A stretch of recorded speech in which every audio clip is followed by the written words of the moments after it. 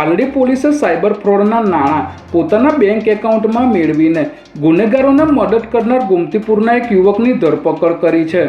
પાલડી પોલીસે બાતમીના આધારે ગોમતીપુર વિસ્તારમાં રહેતા સાહિલ અંસારી નામના શખ્સની ધરપકડ કરી છે। ત્યારે તપાસમાં બહાર આવ્યું છે કે સાહિલે માત્ર 20,000 રૂપિયાના કમિશનની લાલચમાં પોતાનું બેંક એકાઉન્ટ સાયબર ઠગોને ભાડે આપ્યું હતું અને પ્રાથમિક તપાસમાં સાહિલના ખાતામાં અંદાજે 10 લાખ રૂપિયા જેટલી મોટી રકમ ટ્રાન્સફર થઈ હોવાનું સામે આવ્યું છે। ત્યારે પોલીસે તેને અટકાયતમાં લઈને અન્ય એક આરોપીને વોન્ટેડ જાહેર કર્યો છે।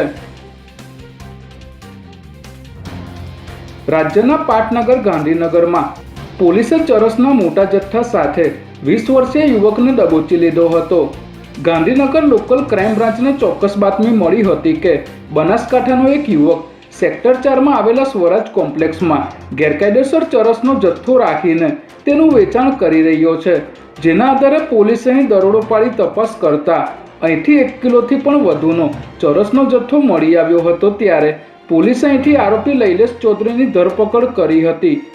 સેક્ટર 4માં થરાદના 20 વર્ષીય યુવકે ભાડાના ફ્લેટને ચરસનો અડ્ડો બનાવી દીધો હતો। ત્યારે પોલીસે આરોપીને અટકાયતમાં લઈને તપાસ શરૂ કરી છે। રાજ્યના મહેસૂલ વિભાગમાં વહીવટી સ્તરે મોટા પાયે ફેરફારો કરવામાં આવ્યા છે, જેમાં સરકાર દ્વારા એક સાથે આશરે 800 કર્મચારીઓને પ્રમોશન આપવામાં આવ્યા છે, જ્યારે 80 નાયબ મામલતદારોની જિલ્લાવાર બદલીના આદેશો જાહેર કરવામાં આવ્યા છે।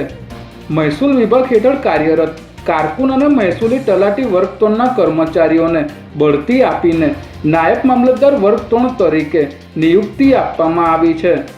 સરકારના આદેશ મુજબ વિવિધ જિલ્લાઓમાં ફરજ બજાવતા નાયબ મામલતદારોને વહીવટી જરૂરિયાતોને ધ્યાનમાં રાખીને નવા જિલ્લાઓમાં બદલી આપવામાં આવી છે।